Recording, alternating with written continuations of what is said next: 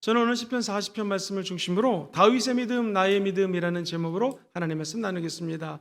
같이 한번 저를 따라해 보실까요? 다윗의 믿음, 나의 믿음.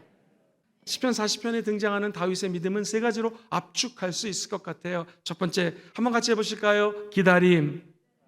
다윗의 믿음은 오랜 기다림을 통해서 나왔습니다. 오늘 말씀도 보니 내가 야훼를 기다렸더니 하나님이 귀를 기울이시고 나의 부르짖음을 들으셨다고 고백합니다.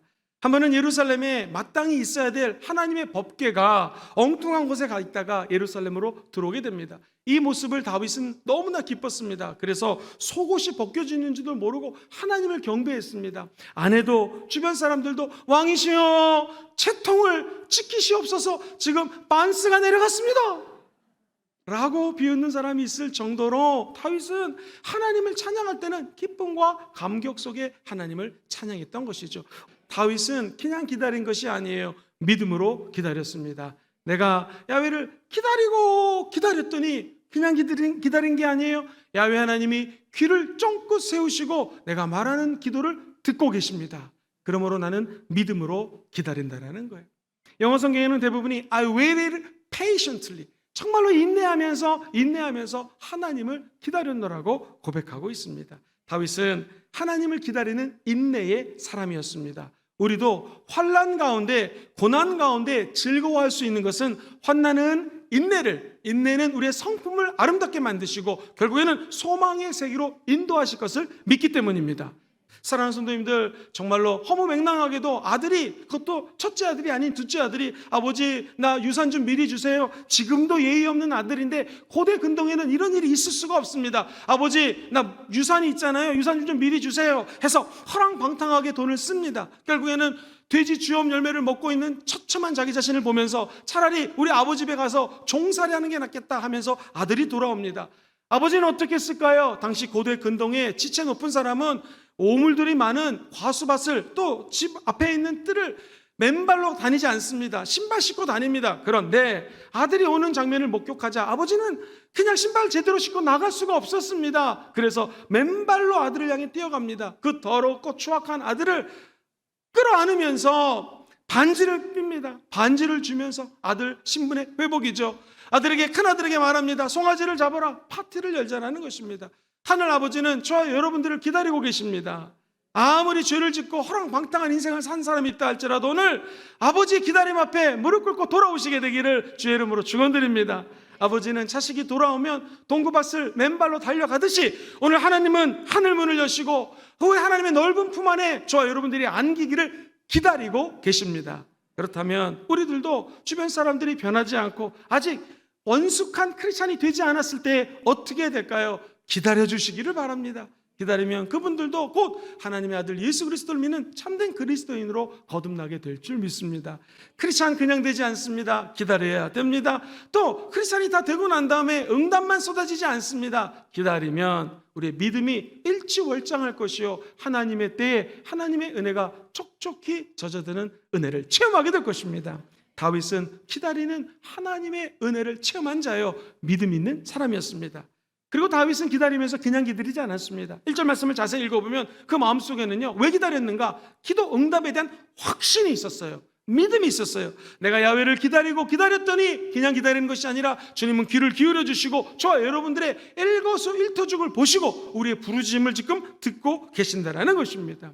사랑하는 성도님들, 모든 성경에 나오는 믿음의 사람의 공통점은 기다렸습니다. 그냥 기다린 것이 아니라 믿음으로 기다렸습니다. 밑에 있는 수하의 사람을 데리고 올라가서 비가 오지 않습니다. 기다려라, 비가 오지 않습니다. 기다려라, 저기 조그만 구름이 떠오릅니다. 기다렸다, 저 구름은 하나님의 사인이다. 비가 내릴 것이다. 비가 내립니다. 지금 영적 전쟁, 바알세불 앞에 무릎 꿇지 않는 사람들과 영적 전쟁을 하는 상황이었습니다. 불이 떨어져야 되는데 웬걸 물을 갖다 집어넣습니다. 이거는 하나님의 불이 임하지 않으면 진짜 불이 임하지 않는 거지 않습니까? 그때 엘리야는 하나님 앞에 기다리며 기도합니다. 기도에 확신, 믿음에 확신이 있었죠. 정말로 하나님께 기도하자 하나님은 성령의 불을 내려주신다는 것입니다. 오늘 이곳에 계신 모든 분들이 기도에도 응답이 없습니다 하는 분은 조금 더 기다리십시오. 인내하십시오. 중요한 건 기도 응답에 대한 확신이 필요합니다. 두 번째, 끌어올리심이라고 적어봤습니다. 같이 한번 따라해 보실까요? 끌어올리심. 다윗은 인내를 갖고 기도했고 그의 믿음의 특징은 하나님이 끌어올리시는 분이라는 것을 믿었다라는 것입니다. 오늘 2절 말씀을 천천히 같이 한번 읽어봅니다. 시작. 나를 기가 막힐 웅덩이와 수렁에서 끌어올리시고 내 발을 반석 위에 두사 내 걸음을 견고하게 하셨느니라. 하나님은 나를 기가 막힌 웅덩이에서 건져준다라는 것입니다. 사랑하는 성도님들, 기가 막힌 웅덩이라는 것은 72년 번역본을 보면은요, 이 재앙이라고 하는 호수가 있어요. 호수가 이만한데 사람이 호수 앞에 빠졌습니다. 이 호수의 이름은 재앙이에요, 재앙. 그러니 깊은 웅덩이에 빠졌다는 것은 동서사방을 바라봐도 탈출구가 없습니다. 이 재앙의 늪에 빠져서 그냥 허우적거리다가 죽을 수밖에 없는 이른바 사면초가의 상황을 의미하는 것입니다. 성경은 내가 기가 막힐 웅덩이에 빠져봤습니다. 그런데 이 기가 막힐 웅덩이에서 주변을 봐도 나를 구원해 줄 분은 하나도 없지만 하나님이 나를 끌어올려 주신다는 것입니다. 성경에 보면은 유명한 웅덩이가 두 가지가 나오죠. 요셉이 환상을 보고 꿈을 꿨습니다. 이 비전이 이루어지나 보다 했더니 웬일 그는 처절한 어려움과 고통의 나라 가운데 떨어지고 맙니다. 형들이 시기 질투해서 웅덩이에다가 그냥 집어넣어 버립니다. 죽음의 웅덩이입니다. 그런데 누가 그 웅덩이에서 꺼내줍니까? 형제들은 그를 죽이려고 죽음의 웅덩이에 빠뜨렸지만 하나님이 사람을 통하여 웅덩이에서 건져 주시더라는 것입니다. 결국 그는 애굽 총리가 되었고 천하 만국의 영광을 증거하는 하나님의 믿음의 사람이 되었던 것이죠. 우리도 이 기가 막힐 웅덩이에 빠질 때가 있습니다. 아무도 도와주는 사람이 없는 것 같아요. 기억하십시오. 이때 하나님과 깊은 교제를 할 수가 있습니다. 하나님이 끌어올리심을 체험할 수가 있습니다. 한 성도님이 코로나19에 걸렸는데 처음에 너무나 외롭다라는 거예요. 코로나19 걸려보셨습니까? 격리돼야 됩니다. 재미있는 것은 6개월 전만 돼도 코로나 걸리면요 큰일 나는 줄 알고 오도방정을 떨었습니다. 그러니 코로나 걸린 사람들은 양성 반응 나오면 혼자서 격리해야 돼요. 그런데 하루 이틀 지나고 보니 이게 기회라는 생각이 들더래요. 그래서 목은 아프고 기침은 나지만 격리되어 있는 공간에서 무릎을 꿇었다라는 거예요. 예수님 채찍에 맞으실 때 얼마나 아프셨습니까? 코로나19 양성 반응 나 콧물 목 아픈데 이거보다 더 아픈 고통 아니셨습니까? 주님, 내가 그 고난에 조금이라도 동참하는 마음으로 기도합니다 했더니 그 가장 힘들었던 코로나19 그 기간과 공간, 얼마나 외로운 공간이에요. 그곳에 하나님이 있더라는 거예요. 수렁에 빠지고 웅덩이에 빠지는 것 같았는데 하나님이 끌어올려 주셔서 남은 4, 5일을 갖다가 하나님과 깊은 교제하면서 코로나19를 돌파할 수 있었다라는 것입니다. 뿐만 아니라 수렁이라고 하는 것은 아까 깊은 웅덩이와 좀 틀립니다. 깊은 웅덩이는 호러블 피치라고 보통 번역되어 있는데 너무너무 아주 그냥 테러블한 정말 아주 어두운 웅덩이라면 이 수렁은요 아예 웅덩이 밑에 지능이 있어가지고 푹 빠졌는데 꼼짝달싹 할 수 없는 거예요. 빠질 수 있는 가장 인생의 밑바닥까지 내려간 상황입니다. 여기서는 서서 하나님의 이름밖에 부를 수가 없는 난감한 상황이에요. 아무도 나를 도와주지 않는 모습을 마리 클레이 수렁이라고 이 시편 기자는 노래하고 있습니다.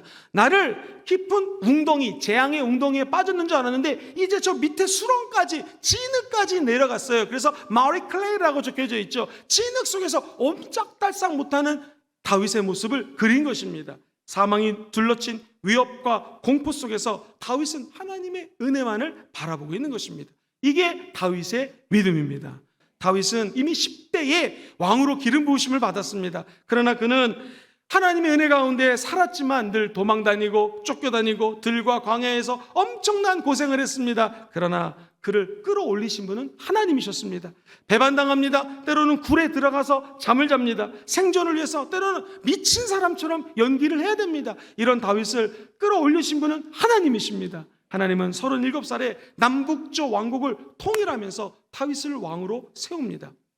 지난 20년간의 삶을 돌이켜보니 다윗 왕에게 있어서 그가 당했던 모든 환난과 고난과 눈물은 믿음으로 기다렸을 때 하나님이 은혜 주신다는 결론을 얻었습니다. 뿐만 아니라 하나님은 어떤 나락에 떨어져도 끌어올리시는 분이라는 것을 다윗은 믿고 깨달았던 것이죠.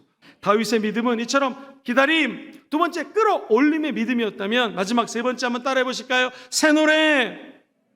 오늘 3절 말씀 같이 한번 읽어봅니다. 시작. 새 노래 곧 우리 하나님께 올릴 찬송을 내 입에 드셨으니 많은 사람이 보고 두려워하여 야훼를 의지하리로다. 여기서 성도의 노래를 새 노래라고 이야기합니다. 새 노래는 하나님께 올릴 찬송입니다. 찬송은 찬송 드리는 장소에 하나님의 보좌가 임재하는 것이에요. 오늘 저와 여러분들이 준비 찬양했죠. 성가대가 찬양했죠. 이곳에 성령님이 임재해 계십니다. 천군과 천사가 이곳에 임한다라는 거예요. 그러면 가정은 어떨까요? 가정도 마찬가지입니다. 힘들고 어려울 때 가정에서 찬양을 틀어놓으시거나 엄마 아빠가 찬양을 올려버리십시오. 그러면 그곳에 성령님이 임재하십니다. 그리고 거룩한 천군과 천사가 가정 가운데 임한다라는 것이에요. 다윗의 믿음은 믿음으로 찬송을 합니다. 하나님께서 우리 입술에 찬송을 두셨음을 믿었다라는 것이죠. 내 입에 찬송을 두셨으니 라고 성경은 이야기합니다. 여기서 주목해야 될 것은 새 노래라고 하는 것은 늘 새로운 복음성가를 의미하는 것이 아니라, 한번 따라해 보실까요? 새 사람이 전심으로 드리는 노래. 시작. 새 사람이 전심으로 드리는 노래가 새 노래입니다. 즉 예수 그리스도 안에 있으면 새로운 피조물이 됩니다. 이전 것은 지나갔으니 보라 새 것이 됩니다. 재밌는 것은 과거 예수 믿었을 때도 새 사람이 되었고, 지금 이 순간에 어려운 일이 있어도 내가 예수님 십자가 안에 쏙 들어가면 새 사람이 됩니다. 더 재밌는 것은 미래에 죄를 지을 수 있겠죠. 어려움에 닥칠 수 있겠죠. 그때 예수님 안에 쏙 들어가면 또 다른 새로운 은혜가 그 사람에게 임한다는 것입니다. 결국 우리의 과거, 우리의 현재, 우리의 미래 가운데 하나님의 아들 예수 안에 쏙 들어가면 은혜로 말미암아 새 사람이 되어요. 그것이 먼저 기본을 이루고 난 다음에 하나님께 올려드리는 찬양을 주님은 받는다라는 것입니다. 또 하나, 찬양이라고 하는 것은 깊은 의미가 있는데 마음속으로 하나님을 그리워하는 것이 찬양입니다. 연애하는 청년들이 남자친구, 여자친구를 그리워하듯이 카톡이 왔나 전화로 늘 대화를 하면서 그리워하는 것처럼 나의 신랑 대신 예수를 그리워하는 것이 찬양이에요. 그래서 회사 내일 출근하시면 근무를 하는데 연구소나 조용한 데서는 찬양을 할 수 없잖아요. 그렇게 어떻게 하는가? 내 마음속에서 하나님을 그리워하면서 그분을 잔잔한 감동으로 노래해 보십시오. 그곳에 성령님이 임하십니다. 이것을 우리는 통틀어서 새 노래, 새 사람이 드리는, 전심으로 드리는 찬양이라고 표현합니다. 찬양에는 엄청난 능력이 있습니다. 사랑하는 성도님들, 성경은 시편 69편에 이렇게 적어놓고 있습니다. 내가 노래로 하나님의 이름을 찬송하며 감사함으로 하나님을 위대하다 하리니, 이렇게 찬양하고 감사하면 31절 시작. 이것이 소 곧 뿔과 굽이 있는 황소를 드림보다 야훼를 더욱 기쁘시게 함이 될 것이라. 솥불을 드리고 굽이 있는 황소를 드리는 것보다, 어떤 것을 드리는 것보다 하나님이 기뻐하시는 것은 찬양입니다.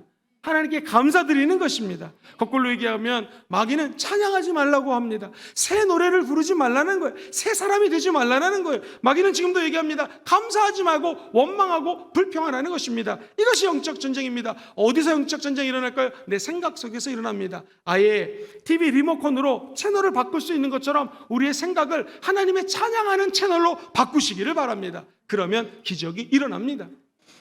다윗은요, 이게 더 중요해요. 새 노래를 불러서 하나님을 찬양하는데 주변 사람들이 이 새 노래를 듣더니 하나님을 경외하고 하나님을 의지하는 사람, 즉 예수 믿는 사람으로 변화된다는 거예요. 다시 한번 3절 말씀을 예의주시해서 읽어보겠습니다. 3절 띄워주세요. 시작. 새 노래 곧 우리 하나님께 올릴 찬송을 내 입에 두셨으니 많은 사람이 보고 두려워하여 야훼를 어떻게 합니까? 지금 의지한다는 거예요. 내가 하나님께 새 노래를 부르며 내 입술로 하나님을 찬양했더니 주변 사람들이 와, 하나님 살아계시는구나, 하나님 역사하시는구나 하면서 야훼 하나님을 두려워하고 그 하나님을 경외하게 만들었다는 것이죠. 바라기는 우리가 힘들고 어려울 때 하나님을 찬양하면 이 찬양 소리가 주변 사람들에게 믿음의 매개체가 되기를 주의 이름으로 소망합니다. 다윗의 믿음이 우리 믿음 되기 원하시면 아멘 해볼까요? 첫 번째, 기다리십시오. 힘들어도 기다리세요. 그러나 우리는 기도 응답의 확신 가지고 믿음으로 기다립니다. 두 번째, 우리를 끌어올리시는 분은 하나님이신 것을 믿어야 됩니다. 끌어올리심. 세 번째, 저 여러분들은 다윗처럼 새 사람이 되어 새 노래로 하나님을 찬양할 것입니다. 나아가 우리 새 노래를 불러서 주변 사람들이 예수 믿는 기적 있게 되기를 주의 이름으로 축원드립니다. 오늘 이 믿음의 기쁨과 축복이 한 주 동안 함께 하시기를 다시 한번 주의 이름으로 축원드립니다. 축원합니다. 축원합니다.